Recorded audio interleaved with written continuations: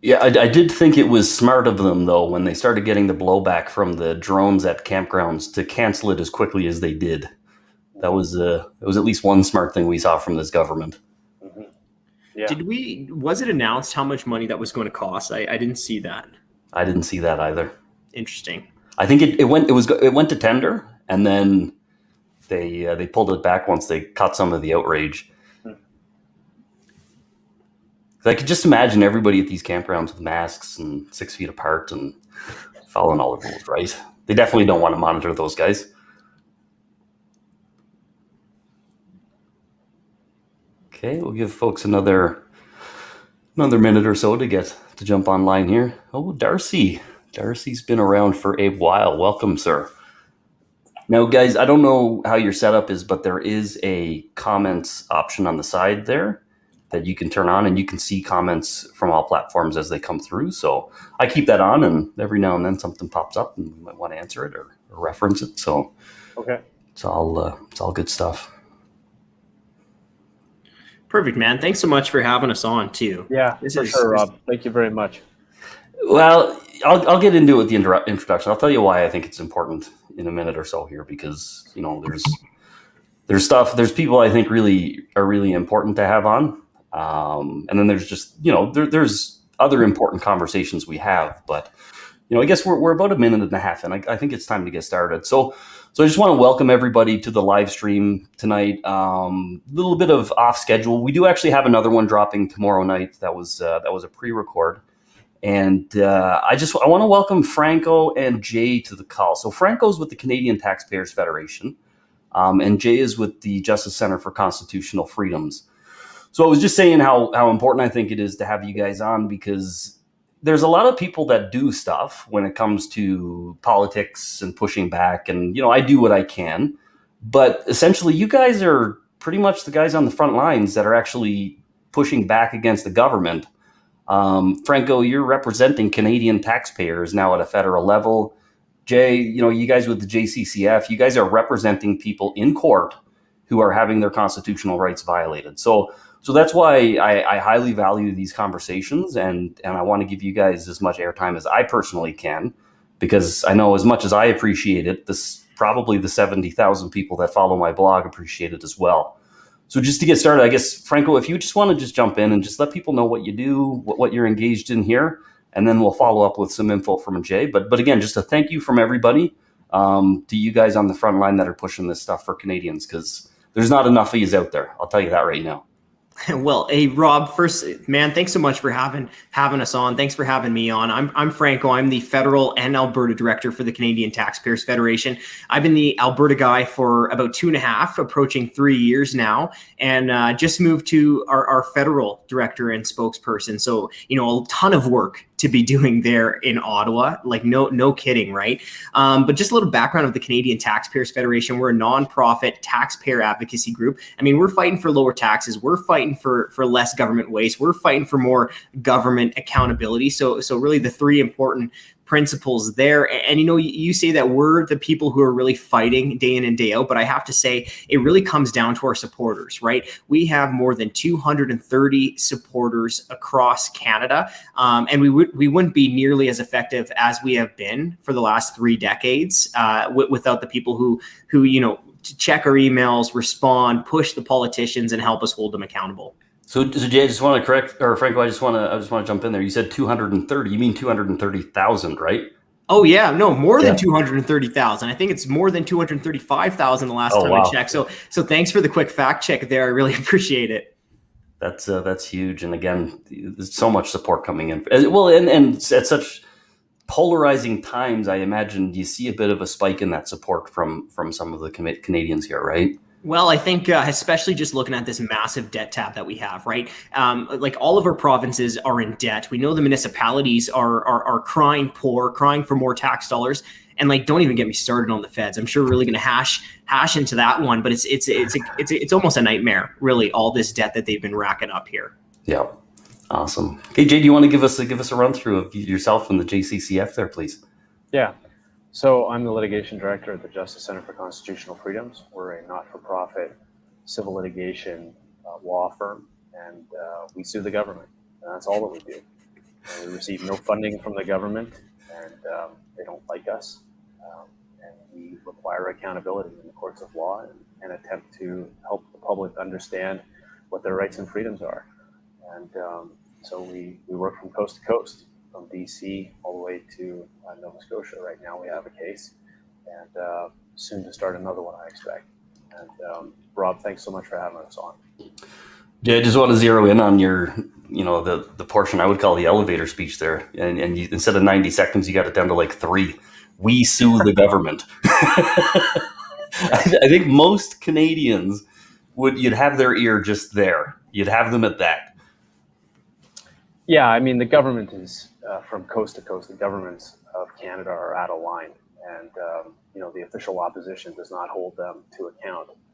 And so it falls to individual citizens, and the Justice Center operates on behalf of individual citizens. It's what we do, and it's about accountability. And if there isn't accountability, then you get the state of affairs that exists today in Canada and worse.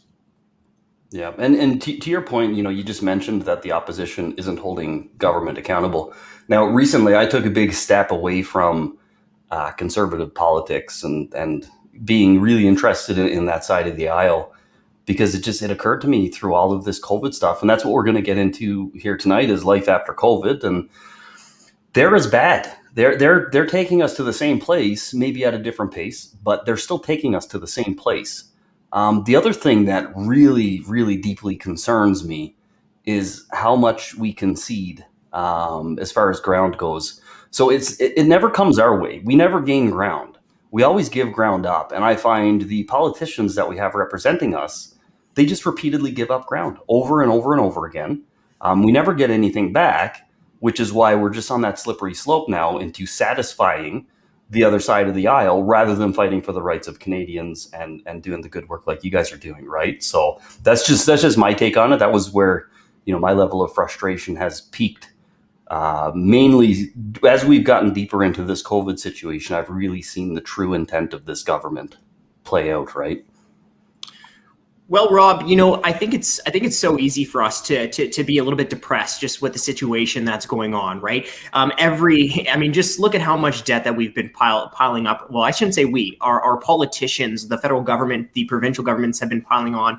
But I know, we're in Alberta right now, so let's just look at some of the actual wins that we have gotten in Alberta when we do put on the pressure, right? So it's not just all doom and gloom. I know there's a lot of bad stuff out there going on, but we do need to remember that when we do step up and push the government, we can get some big wins, right? Now, we did get a United Conservative government. Now, their number one piece of legislation was to scrap the carbon tax, right? That's good. I know we're dealing with a federal carbon tax. I know that's Pandora's box right there, but let's remember, Bill 1, scrap the carbon tax. You had the government who reduced business taxes. We're now one of the most competitive jurisdictions in all of North America. Hey, that's good. Let's give kudos where kudos is due. I know we're going to be piling on a lot of bad lately, but let's start off on the right foot.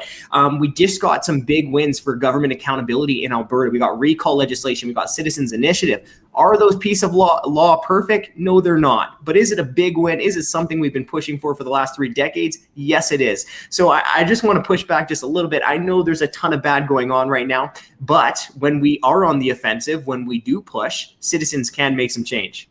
I think, Franco, you just made it brutally obvious to everybody on watching right now whose glass is half full and whose glass is half empty here. Yeah. So getting into the conversation here, life after COVID, guys. I know there was just an ebook released, a joint effort from your organizations and a few. Do you guys just want to touch on that a little bit? Let everybody know, and we'll throw a link up where people can actually download it and access it. But yeah, if you just want to, let's start the conversation there on that release that you guys just did. Yeah. For sure. I'll just be brief. Sorry, Jay. Oh, good, man. Go ahead. So we put out a free ebook, right? Life after COVID, and really it looks at what governments should be doing as we move forward with COVID-19. I mean, there's definitely 3 issues that the CTF is working on within this book. Big obstacles, right? Look at the economy. So many people have lost their jobs. So many people have taken pay cuts. So many business owners are holding on by a thread right now. Then look at your government finances. They're in the dump. They're in the dump. No other way to put it. And the third issue that the CTF has worked on is healthcare. I mean, I think a lot of people are rightly concerned about the Canadian healthcare system, and there's some great legal issues as well that Jay can touch on. But with those three important issues, you hear a lot of other groups talk about, hey, spend more money, spend more money. Well, not this book, right? We offer solutions to those big challenges without adding on more debt to the backs of future generations. So that's why we thought it was really important to team up with these other organizations to put out this free ebook. Yeah. And what about from the JCCF, Jay? What was you guys' perspective on this book that was released here? We focused on democracy and how democracy is in shambles across Canada. Canada is built on a foundation of democratic rights and freedoms. And you look at the Constitution. The Constitution divides power between the provincial governments and the federal government. And that power is held by democratically elected representatives. And so you have people's representatives who are there holding power on citizens' behalf and who are supposed to make laws for those citizens. So democracy is not just an unwritten principle in the Constitution. It is a written principle right in the Constitution in Section 91 and 92, but also in Section 3 of the Canadian Charter of Rights and Freedoms. You have a right to vote in an election. Well, why do you have a right to vote in the election? It's so that you have somebody who carries on a conversation regarding the laws that govern the people. And right now, that conversation is basically at a standstill. When was the last time you heard any legislature or parliament weigh in on lockdown measures? It doesn't happen. And so COVID has become a pretense for government to bypass democratic checks and balances and for tyrannical leaders like Jason Kenney to avoid the responsibility and the accountability that comes from the debate that takes place in the legislature. And that has led to a system of government which is entirely foreign to Canadians' experience. It as opposed to democracy, which is built on this ongoing conversation.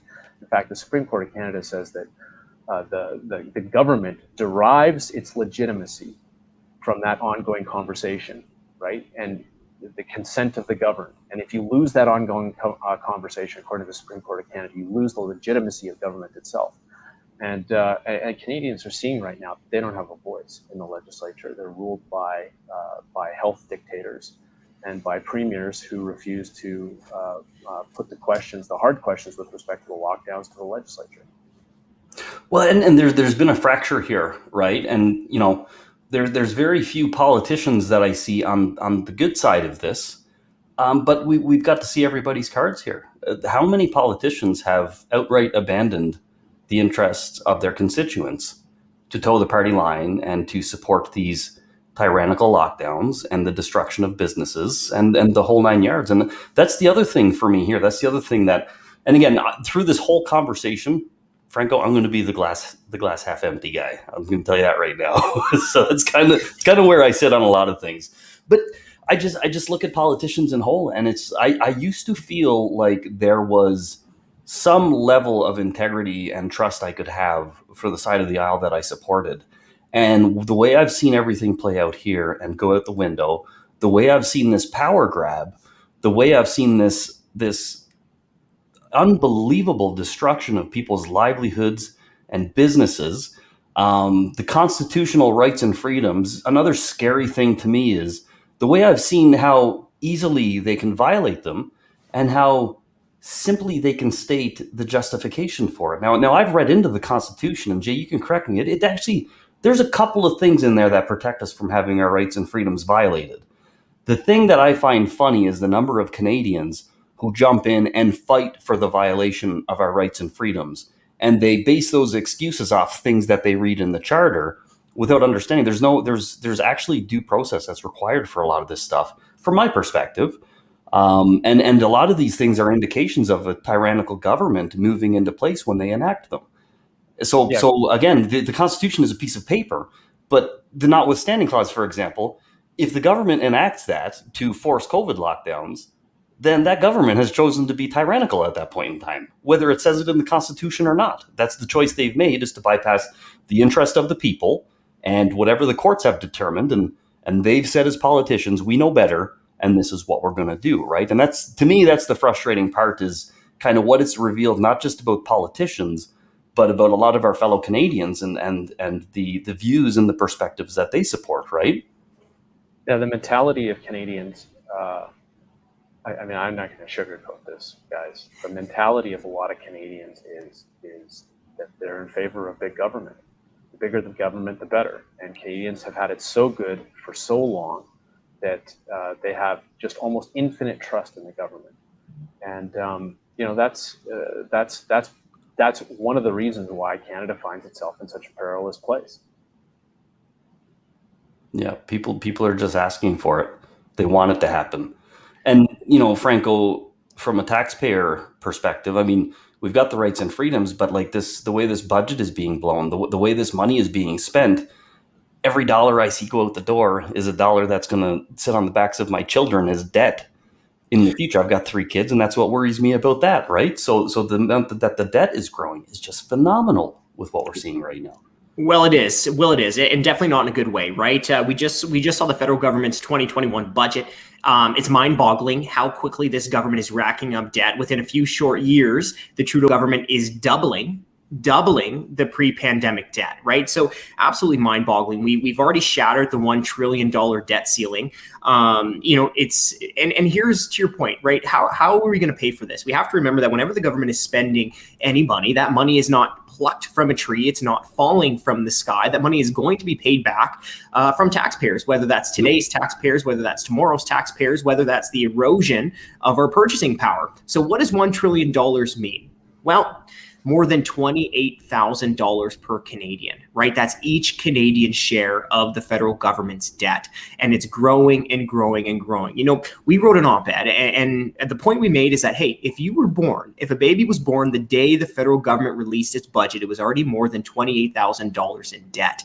Now, by the time that little youngster turns 5 years old, by the time they blow out those 5 candles on the birthday cake, they're going to be $35,000 in debt. And that is just the federal government debt. Look at the provinces. The provinces are up to their eyeballs in debt as well. We just saw another provincial credit downgrade for the Alberta government. So it's not like the provinces are a bunch of beauty pageant contestants, right? They're in debt as well. And I'll just finish with this last point here is you don't just have to pay the debt. That's not the only thing we're worried about here. You also have to pay interest charges every single year. Now, over the next 5 years, those interest charges on the federal government's debt is going to cost more than $150 billion. That's money. It's not going into healthcare. It's not going back to your pockets through lower taxes. That's going to the bond fund managers on Bay Street, right? That's no value for taxpayers. And I think, to put it in perspective too, the cost to maintain our debt is going to exceed the actual deficits that we run once we get into this COVID situation. And we were right on par before all of this debt. We were right on par. Trudeau was running $20 billion deficits. We're paying approximately $20 billion in to maintain that debt. Well, now in 5 years, in a short 5 years, Trudeau has managed to double the amount of debt that was accumulated in approximately the previous 150 years. So the cost to maintain it, I mean, interest rates go back to normal, that's going to double. We're going to go from 20 to roughly $40 billion a year to maintain that debt. We get back on track, man, we're going to be paying more to maintain our debt than our actual deficits are. Right? Well, we're in a bad situation right now, right? I mean, obvious. Way to state the obvious, Franco. We have a huge deficit. We just ran a $350 billion deficit. We have another deficit this year at the federal level that's going to be over $100 billion again. This is mind-boggling. And obviously, the lockdowns play into this. Obviously, the additional spending, the spend mentality plays into this. But what happens if we hit another downturn 3-4 years down the road, right? What happens then? Right, then our government finances plunge even further. What happens if interest rates spike up? Right? Do you really want to bet that near historically low interest rates are going to remain near historically low forever? That's not a bet that I want to make. That's why I locked in my mortgage for the next 5 years. Yeah, I mean, I started out with a lot of good news for people, I think, but when we're talking about the government's finances, there isn't much good news to be talking about. I mean, maybe the only bit of good news is that there is so much fat on these government budgets that they should be able to find savings pretty easy here. Yeah, here's a question for you, Franco. It's a head scratcher for me. So when it comes to individual Canadians paying income tax, they will account for every single penny, every one. But when it comes to government spending, they'll lose $100 billion. And poof, no explanation. How? Like, how do we end up in a situation where we're under that kind of pressure and duress? However, when it comes to spending, there's no oversight. Why can't we have an equal regime on the government side to monitor and audit spending as they have on the taxpayer side to do that, right? Well, I mean, just think of the incentives at play here, right? I mean, of course, we wish, and that's one of the things that the CTF does is try to hold these governments accountable. There's way more bureaucrats than there are CTF directors, so we are definitely outnumbered there. But just think of the political incentives at bay here, right? When you spend your own money, you better make sure you get good value for the money you spend. When you're spending other people's money, not so much. I mean, now this also goes down to just how do you grow the economy? Of course, at the CTF, we'd like a bottom-up approach to growing the economy, right? Leave more money. Hang on, Franco. Hang on. You're telling me that Trudeau is growing the economy from the heart out? No. Well, that's the right approach. Yeah. Well, okay. Here's a good stat for you, right? $100 billion in permanent government spending over the next 5 years, by 2026, right? That's this so-called economic stimulus spending. I just spoke recently that you can't just pluck this money out of thin air. It all has to come from Canadians. So that $100 billion in additional spending, that's $2,500 per Canadian. Right? That's $2,500 per Canadian. So, I mean, the government just continues to spend. But let's not forget that money has to come from taxpayers' pockets. And that's why in the first place we say, hey, just leave it there in the first place. Yeah. Now, Jay, from the perspective of our rights and freedoms, when we think post-COVID, like here's my take is, I'm not really a history buff, but, I know enough to know a little bit about what I'm talking about. And, when I go back and look, I can see a point in time where we've had this type of violation of rights and freedoms, and then the government willingly relinquished that power afterwards with no hiccups, right? So from the perspective of yourself and the JCCF, what kind of damage do you see that has been done to our constitutional rights and freedoms as a result of COVID and lockdowns and this insane power grab? And, we'll get into justifications for what they're doing later, because there's a whole nother conversation to have on that. But just from a rights and freedoms perspective, what kind of damage do you see that's been done to our constitutional rights and freedoms in Canada? The damage is massive. Rights developed over a long period of time out of a history of bloodshed and oppression. And you had a concept enshrined in the Declaration of Independence in the United States that rights come from God, not from the state, and that some rights are inalienable to people. And to some extent, that concept has trickled over into the Canadian jurisprudence, the rights of the individual. And all of that is under attack these days. You hear the mantra of the common good. Lockdowns are in the common good. Well, when you hear that, what you ought to think to yourself is who gets to decide what's in the common good? Do I get a say in what's in the common good? And the answer to that is no, right? Some elite person decides what's in the common good, and your job is to fall into line. Yep. And so the Justice Center exists to protect individual rights and freedoms. That's how the Charter is structured. That's how the Canadian judicial system is structured. And so, the dike is leaking badly. There's no doubt about it. But organizations like the Justice Center and like the CTF exist to hold government to account. And the way that the Justice Center does that is through litigation. And so, we have to give the opportunity for the judiciary to weigh in on some of the tyrannical things that are occurring in government. And to some extent, we're beginning to see some fruit from those efforts. One of the ones that jumps out to me is, people's rights have been violated on various levels. Like, let's say, I was watching the morning the Whistle Stop Cafe was shut down by AHS and the RCMP and everybody. I watched that whole live stream that morning. It was heartbreaking to see what happened there. So there's different levels of rights and freedoms, depending on businesses and stuff. But the biggest one I see is the right to psychological security, to not have the government impede on your life in a way that creates mental duress, things like that. And to me personally, that's one of the biggest ones. I think we've got 38 million Canadians who, in my opinion, have had that right violated. And like the way I see it is, even if you're on the side of the government, you've still been subjected to that duress. That right has still been violated, no matter how much you gladly give up your rights. You've still given that part of your life up that's resulted in that duress, right? And like to me, it's just I see the impacts. And again, when we get into the conversation about courts, maybe you can elaborate on this a bit. But there's got to be some reasonable justification for what they're doing. And interestingly, everything they've done to date appears to have been launched off of opinion rather than fact. It appears to have been launched off of like a surface understanding of the situation with no consideration for the outfall of these decisions and the further impact downstream from them whatsoever.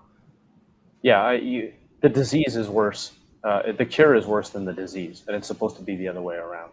So government has not engaged in a cost-benefit analysis.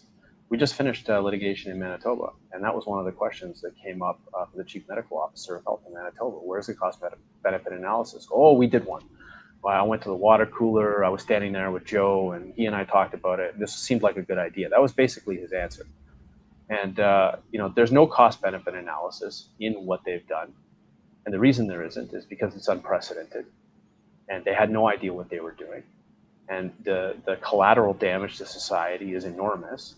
And in broken lives and lost livelihoods and domestic tranquility and the inability to access healthcare, and the inability to say goodbye to loved ones and see family members, and the retirement of people, and the civil liberties of Canadians are in tatters.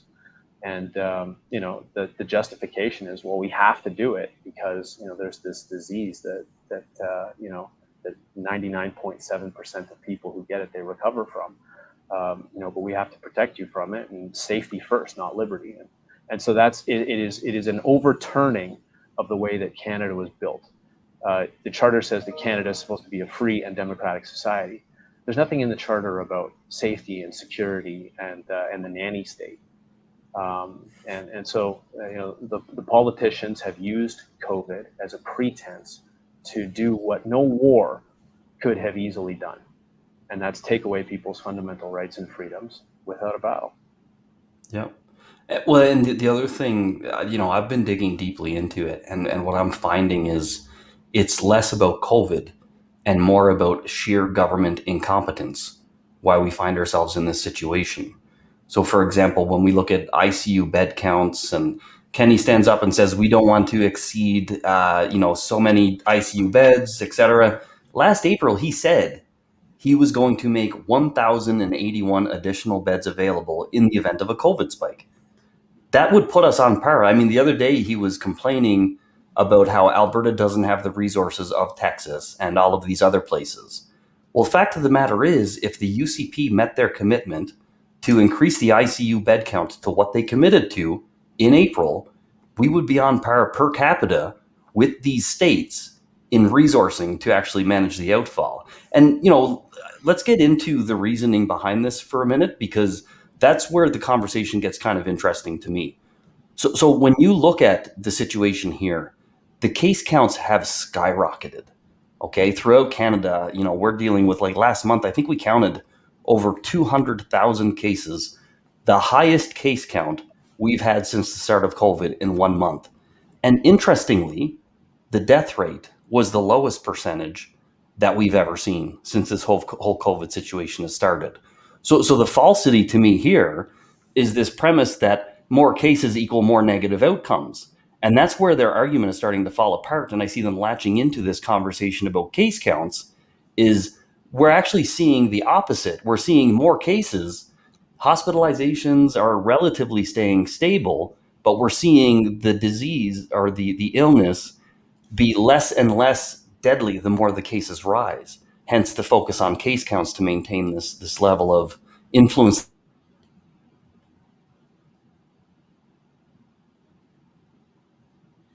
Rob froze there. on that over the last little bit as far as statistics go. Yeah, Rob, I'm supposed to be talking about democracy here tonight, but since we're on the subject of testing, if you'll just indulge me just for a second to go down a rabbit hole, in the Manitoba litigation, this did not make the press. Okay, you'll be unsurprised to hear that all of the media organizations in the courtroom did not report on this point, what I'm about to tell you, or did inaccurately reported on the point. The chief microbiologist for the province of Manitoba published 2 recent reports. In those reports, they analyzed the PCR tests, right? The tests which are used to determine whether or not somebody has fragments of the RNA of SARS-CoV-2. And so to break it down at its basic level, what Dr. Bullard, his report said is that at a cycle threshold, at a basic cycle threshold of 18, which is a low cycle threshold to running the PCR test, that only 44% of the positive samples could be cultured in the lab. Okay, so that means that even at a low, like a high viral load test, that only 44% of those samples could actually be taken and cultured for a live virus and produce the live virus in the lab. And he found that after a cycle threshold of 24, despite the fact that the test picks up fragments of the virus in somebody's nose, 0% of the samples could be cultured in the lab. And so the thing about the virus is that for between 100 days to 6 months, the fragments of the virus can remain in the nose. And so the PCR test will pick up that fragment. But you take that sample that gave rise to the positive test result, and it does not grow in the lab, meaning that the equation of positive tests, of positive cases with a PCR test, and most provinces are using cycle thresholds of far above 18. Okay, some of the provinces are using cycle thresholds of 40 and 45. Yeah, isn't that for PCR? Wasn't that the standard was 40? Well, yeah, I mean, and according to Dr. Bullard's report, a cycle threshold test that returns a positive result at 44 is almost 0% likely to be infectious. And so the reporting of cases to scare the public, and I'm just telling you what's in Manitoba's microbiologist's report. Okay, so I'm not making this up; it's not fake news. All right, but the announcement of cases to scare the public, they are taking the PCR test and using it to diagnose COVID, and it was never meant to diagnose a respiratory illness. And so, the announcement of cases is really, maybe I'll get in trouble for saying this, but I mean, the fact is that according to Dr. Bullard's report, that's, to a significant extent, that's fake news. So just to clarify here, when you do a PCR test and you get a positive result after an exceptionally high number of cycles, that's more indicative of somebody who had and recovered from the virus than an actual infection of the virus.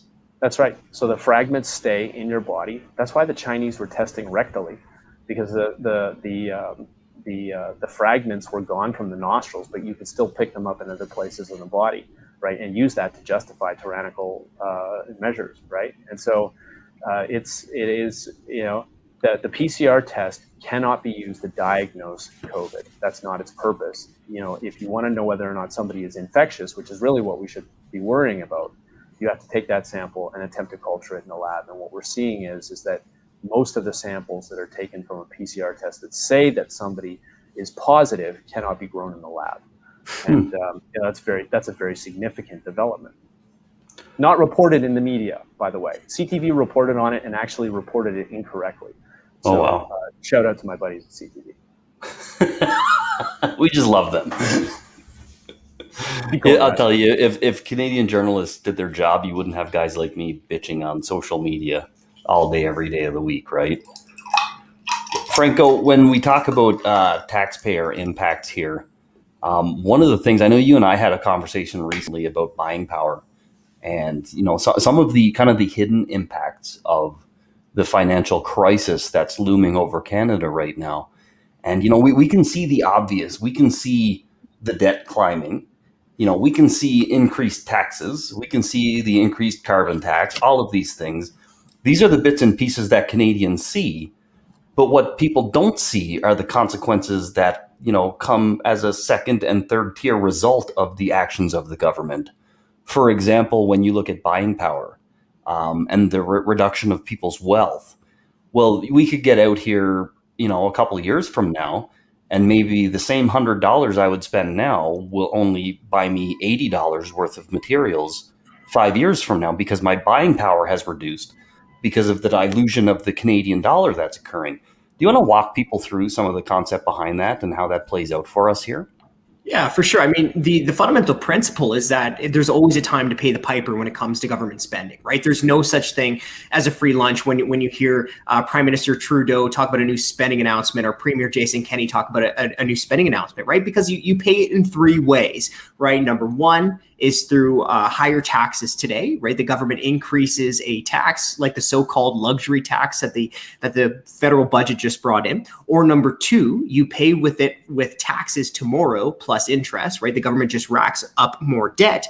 Or three, you pay for it with a reduction in your buying power, a reduction in purchasing power, and that's through inflation, right? And when you talk about that, you have to remember it's really just demand and supply here, right? When the government increases the amount of money in circulation, what does that do? It reduces the value of that money. It reduces your purchasing power. Now, inflation is extremely difficult to predict, right? When is it going to happen? How much is it going to be? And one reason it's really tough is because it's a counterfactual. Right? Who knows what prices should be doing today? Perhaps when you go through a severe downturn like we have been, maybe prices should be falling, right? So even if you don't see high, let's say government CPI numbers, their consumer price index, well, you can't really tell whether or not inflation is happening, because just because CPI might not be going through the roof, maybe prices should be going down during a downturn. But let me just bring it back to the most fundamental point, and that is that there is no free lunch. Whenever the government is spending, you're either paying it with taxes today, taxes tomorrow plus interest, or with a reduction in your buying power. And the interesting part here's the selfishness to me, right? Is the number of Canadian adults who demand their livelihoods and their sense of comfort, and all of these things are provided by the government. And I made the argument recently in a video that if you support what's happening, you don't give a rat's ass about Canadian children. Because ultimately, we're going to feel some of this. But my kids, I have twins who just turned 8 today, by the time they're, getting into their teenage years and getting into the workforce, I hate to imagine what they're going to feel, what kind of ceiling they're going to hit in life as far as success goes, how their lives are going to be limited, or what opportunities are available to them because of government action right now. And the thing to me is, and I'll just throw this out there to both of you guys, what happened to Canada when Canadians became so selfish and so short-sighted that they ignore the futures of our children and demand things from the government that we obviously and knowingly cannot afford to continue providing? What was the point in Canadian, in the timeline of Canada, where that became a thing? I grew up on a farm. People thought about the future of their children. People didn't have the luxuries that people demand today from the government. I mean, you worked for what you had. If you had lots, it means you worked really hard. What happened to Canadian society that put us in this place, in your opinion? Well, hey, do you mind if I jump in? Go for it. Now, I think there's two fundamental unfairness that's really going on right now. Number one, I think you really hit the nail on the head there. We've already talked about it, and it's the intergenerational unfairness, right? All of the debt that is going to have to be paid eventually by taxpayers today or taxpayers tomorrow. We talked about the newborn Canadian who was born the day Finance Minister Freeland put out her first budget. $28,000 in debt federally, right? By the time it's their 5th birthday, $35,000 in debt. So I think that's one of the most fundamental unfairness that we're seeing right now. The second one that I'm seeing is the unfairness between the private sector and the government, right? I would say it's not even a budding divide anymore. It's just a class divide. And it's not between businesses and their employees. No. It's between the private sector and taxpayers and the government, who has largely been unscathed during this whole downturn. There has been a tale of two downturns. The very real devastation to the private sector, where you see so many people taking massive pay cuts, so many people who lose their jobs, lose their livelihoods, so many small business owners who are watching their life savings diminish before their very eyes. Now, I have a few friends who are small business owners. They both own gyms. I'm not going to mention any names, but I know that they have done everything right. They saved for the rainy day. They saved so that they can buy the capital. They saved so that they could get employees into their gym. They saved so that they could offer an important service for the community. And now they are holding on by a thread. And you know what's really the insult to injury for these people is that their tax bill is going to have to go up because these bureaucrats are getting pay raises. These bureaucrats aren't willing to share in the tough times. Now, through freedom of information requests, the CTF, we blew the whistle on the fact that there was more than 7,000 provincial government bureaucrats who received a pay raise during lockdowns in 2020. Thousands of government bureaucrats. Then there's those at the top universities. Thousands of university employees in Alberta received a pay raise during lockdowns in 2020. Thousands of City of Calgary employees the same. There's many city employees in Toronto who are doing the same. I'm sure there's many within other governments who also received raises during the lockdowns in 2020. So I think that is just a huge fundamental unfairness that we're seeing in Canada right now, is the private sector versus the government.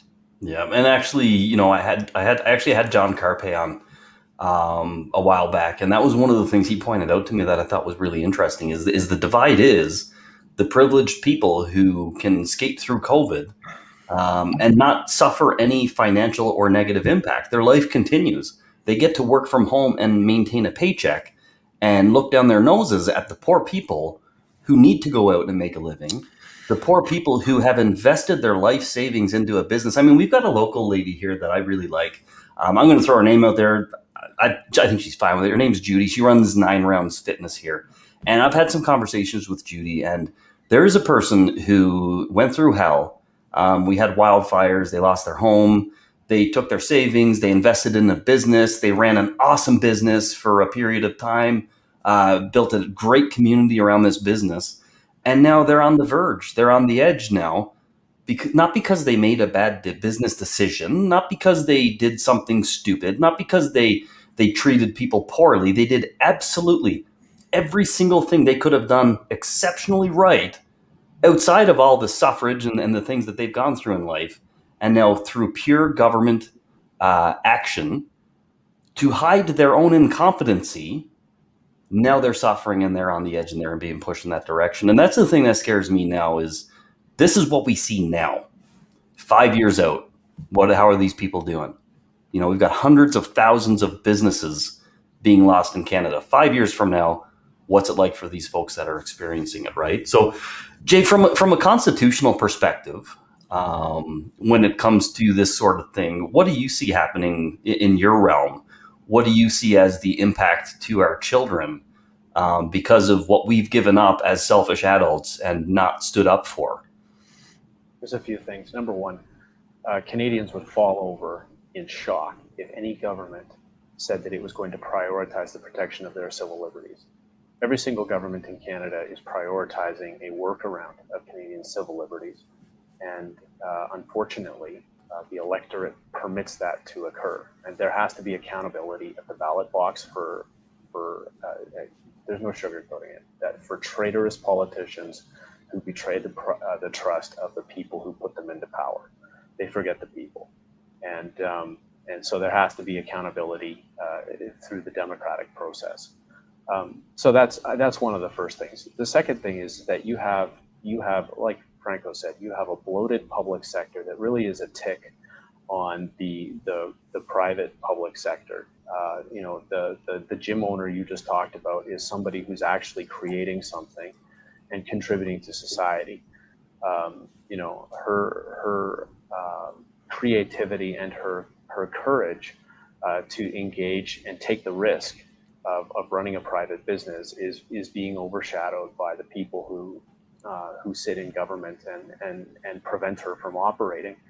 And they do that with impunity because they collect a paycheck and she doesn't. I think one of the things I would say is that, Learned Hand was an eminent justice in the United States, and he said that when liberty dies in the hearts of men and women, no constitution can save it. And so, it is a generational question as to whether or not there is going to be liberty in Canada. We decide, right? There were previous generations who understood that there were things that were more important than personal comfort and even life itself. Right? There you had 18, 19, 20-year-olds who went overseas and they never came back because they were fighting for a principle, and they gave their life for it. And they counted that sacrifice worth something.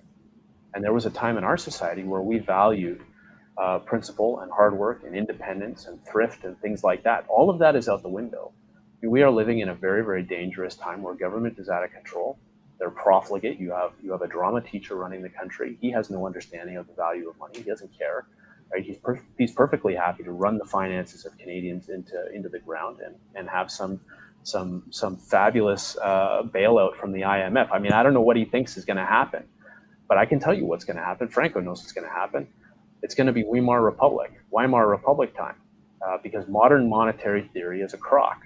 You cannot indefinitely print money without consequences. And on that same token, on the constitutional front, you cannot indefinitely suspend the rights of people without consequences. You cannot run a dictatorship and actually preserve the free and democratic society that Canada is supposed to be.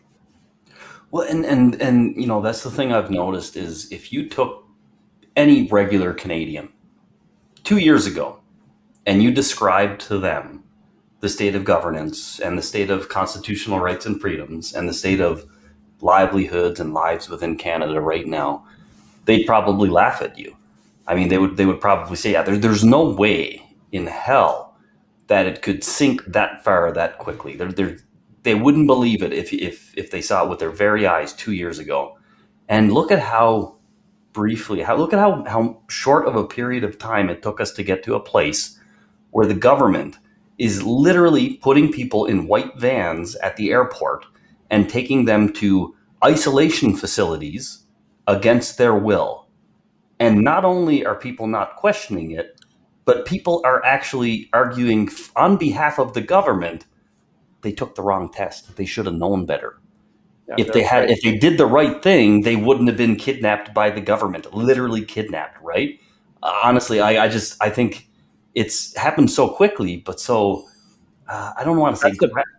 Go ahead, Jay. That's the power of the fear narrative, right, Rob?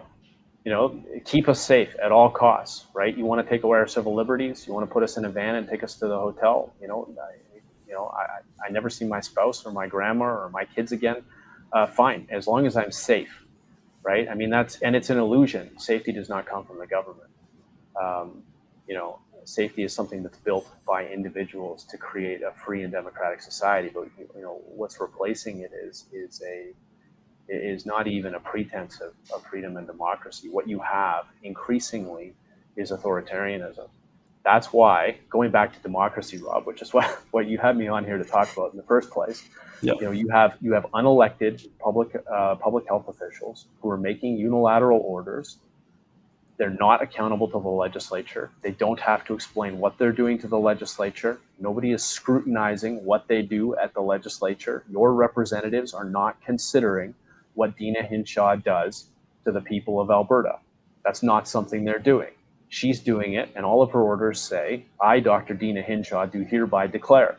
Right? She has the unilateral authority, and the people who, she is a very convenient scapegoat to people like the Premier, who use her as a buffer between the people of Alberta and his chances at re-election. because he could turn around and say, well, Dr. Hinshaw is the one who did it. I mean, she's the one who did it. I just followed orders. I mean, she's I the just doctor. listen to the experts, right? Whatever the expert says. I don't know. If she says you have to take away everybody's civil liberties, I mean, who am I to say, right? So, I mean, that's what's going on here. And so, I mean, what's the solution? I mean, part of the solution, there's three branches of government. And so you have the executive, you have the legislature, you have the judiciary. And there's this great quote by a philosopher by the name of Montesquieu. Montesquieu said, when the executive and the legislature are combined, there can be no liberty, right? And so right now, the premier is the executive and the legislature, and you have that office also combined in Dr. Dina Hinshaw, right? She's making rules, and then AHS carries them out. And so there can be no liberty when you have that type of system because there's no checks and balances. So the last check and balance is the judiciary. And so the Justice Center is litigating across the country and has brought applications, and with some success, I mean, some significant success. When the Trudeau government said we're not issuing passports, the Justice Center immediately sued the Trudeau government, and the federal government backed off because they don't want to face an argument in court over Section 6 of the Charter. And so the judiciary is the last check and the protector of the Constitution. And we have hope and faith that the judiciary is going to step in and stop some of the slide here. That's why we're litigating. That's why we exist. Jay, no, I did hear something recently, and I'm a little bit ignorant to it, but there was a piece in the news regarding, the Alberta government going to court with you guys and some limitations put on the request for data to substantiate moves by the government here. Is that something you can elaborate on a little bit, or is that something that is not really something we can touch right now? Yeah, I mean, it's an open forum here, right? I mean, you all want to hear the truth. The truth is that the government that says it's necessary to do lockdowns in Alberta doesn't have the science ready to justify it, right? And so when it came time for Pastor Coates' trial, the government of Alberta turned tail and ran and went to the judge and said, look, we don't have the science, right? They've got their science, but we don't have our science. We're supposed to have science? Why? How? This is news to us. Why are we supposed to have science? My dog ate the science. My dog ate the science, right? We have. What do we need? We need what? 6 months, Dina? 6 months for the science? How long do we need? Right? I mean, so they don't have the science at hand to defend the destruction of civil liberties, and so I mean.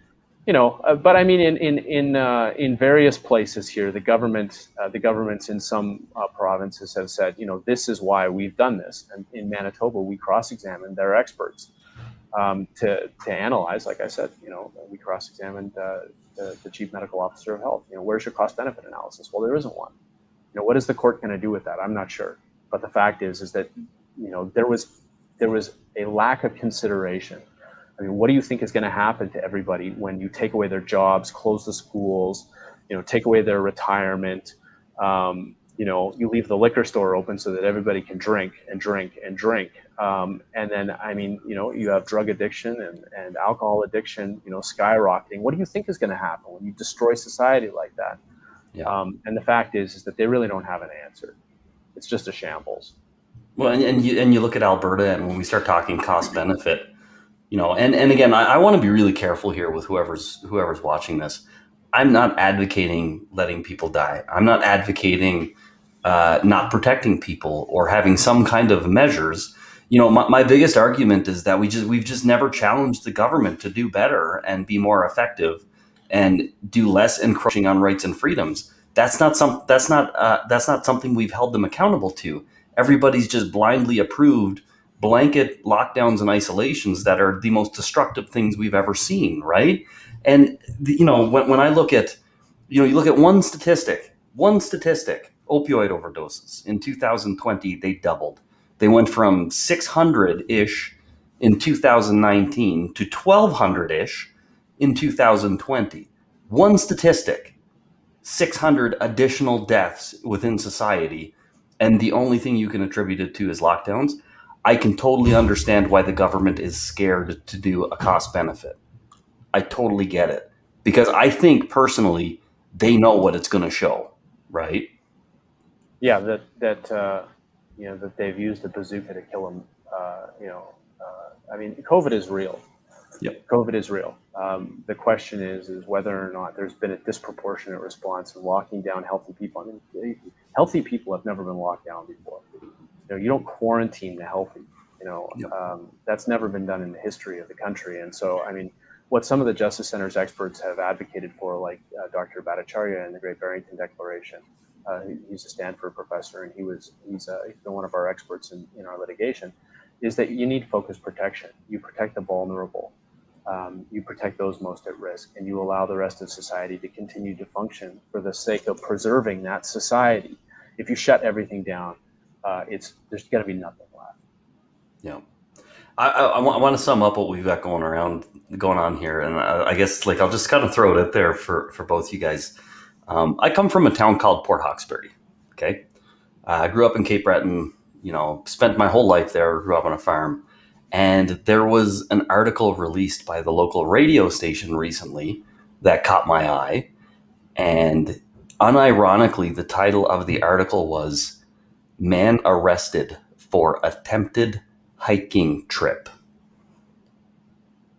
That was the title of the article. And that's exactly what it was the police pulled him over. They found that he had intended to hike on the Cabot trails. So they hit him with over $2,000 worth of fines for attempted hiking. Now, how scary is that? That's and it's unironic. It's not like anybody inflated it to make it sound worse than it was. It's exactly what it was. Yeah, no. The Justice Center has something like 150 ticket cases. I don't know exactly what the number is. It's large. We're representing people who got $1,200 tickets for sitting on park benches. Or daring to go outside and protest the destruction of their livelihood, peacefully, like gathering at the legislature. And, that kind of oppressive response from government ought to be very concerning to Canadians, because there's a right. They lock everybody in the house, they take away their jobs, they take away the schools for children, and then they say, and by the way, your job here is to shut up and stay inside. And if you come outside to ask for an explanation of what we're doing, we're going to punish you with a fat ticket. We're going to send the sheriff after you. Yeah. That's tyrannical. Yeah. That's the government. Those are the governments that you're dealing with these days.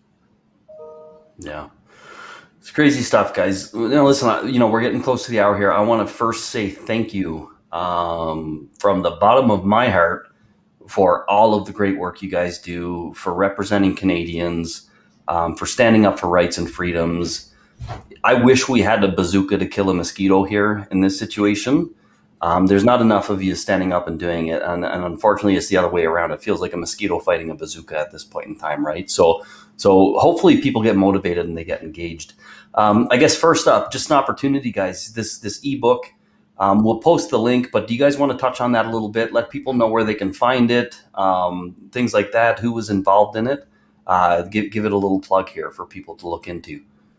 Yeah, well, for sure. I mean, Rob, first, also too, we'd love to thank you for letting us talk to your audience, for having this fun conversation. So really, thank you so much for giving us the opportunity. I know you can find it online at taxpayer.com. I'm sure you can find it with some of the other organizations as well. And some of the other organizations your audience might have already heard about. Of course, you have the CTF, you have the JCCF, but we also had authors like Anthony Fury. He's a great Toronto Sun post-media columnist. You have the secondstreet.org. They're a new Canadian think tank that really tells the story of how government policy impacts Canadians. They do a lot of great work. You should really go check them out on Facebook. They have great videos up there.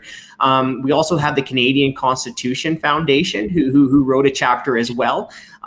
They're fantastic. And also Montreal Economic Institute, who looked at healthcare, and they said, hey, look, we needed to fix healthcare before COVID-19. We definitely need to fix it now. And I really agree with them. So those are the authors. I think you can find it on most of our websites, definitely taxpayer.com. But again, I'd just like to say thank you so much for giving us the opportunity to come on and talk about these important issues. If I can make any contribution to making things better, it's stuff like this. And that's about as limited as I am. That's about as much as I can offer outside of what you guys do fighting for everybody's rights. Franco, I know we wanted to do something a little fun here to end. And I'll let you go with it. I've got some comments. I really don't think anybody's going to catch on to it, but you can go ahead and give it a shot and see if anybody gets close. Awesome. Okay, so Rob has been grateful enough to give us the CTF a little opportunity to promote some of our swag. So we just launched an online store that you can get some great taxpayer swag. We have a tank top right here. I hope you guys can see it, but it essentially says Trudeau can't grab these guns, right? It's a little play on the Trudeau gun buyback. Now we have a bunch of cool stuff just like that on taxpayer.com. You just have to go there and check out our shop to get some great taxpayer merch and help our organization. But we want to do a little giveaway with some of Rob's audience. So we're going to give one of the listener viewers one thing that they can get for free. We just need your address and your name if you can get the closest to this question. And the question is, how much is the federal government's debt growing every single day? How much is the federal government's debt going up every day? So the person who gets the closest to that answer is going to get some free swag. And we're going to leave it up till Sunday. You have until Sunday to answer, and I'll take a look at the end of the weekend to see who got the closest. If a few people get it right, which would be fantastic, I guess, for your knowledge, then I'll give the swag out to whoever guessed it first. Awesome. No, thank you so much, guys. Okay, team, we're going to have another stream tomorrow night.